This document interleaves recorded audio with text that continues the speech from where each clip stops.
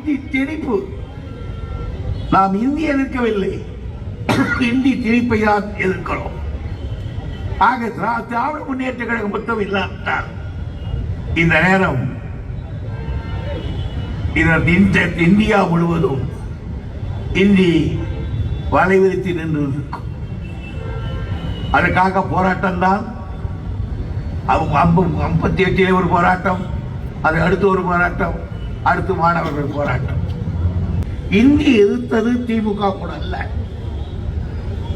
இந்தி வந்தால் தமிழ் அழியும் என்று சொன்னது முதலாக சொன்னவர் 38 சொன்னவர் பெரியார் அவர்கள்.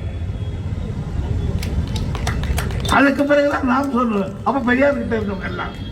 ஆகவே தமிழ் அழியும் ஹிந்தி வந்தால் என்று சொன்னவர் பெரியார் அவர்கள். ஆனால் இன்றைக்கு அந்த பெரியார் ஒழிக என்கிறார் என்றால் இதை விட ஒரு நன்றி கட்டத்தனம் வேறு ஏதாவது இருக்குமா?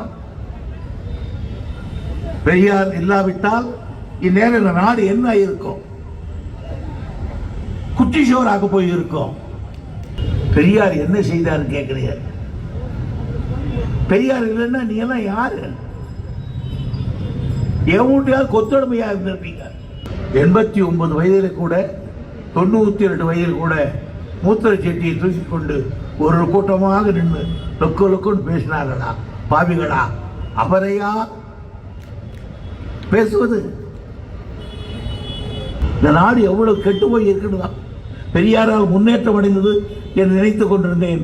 எவ்வளவு பின்னடைந்திருக்கிறது. இன்னும் எவ்வளவு இருட்டறையில் இருக்கிறார்கள் மனிதர்கள். இதையெல்லாம் செய்வதற்கு திராவிட முன்னேற்ற கழகம் இன்னும் பல ஆண்டுகளுக்கு தேவைப்படுகிறது. திராவிட முன்னேற்ற கழகம் மட்டும் இல்லைன்னு சொன்னால் இன்னைக்கு கூட அசாம் மாறி மேகாலயா மாறி தமிழ்நாடு இருந்திருக்கும். இந்த கட்சியை கட்டி காப்பது சாதாரணமாக சமுதாயத்தில் பணியாற்ற வேண்டும், கல்வித்துறையில் பணியாற்ற வேண்டும், எண்ணத்திலே பணியாற்ற வேண்டும், வரலாற்றை காக்க வேண்டும். வரலாறு தெரியாவிட்டால் ஒன்றுமில்லை.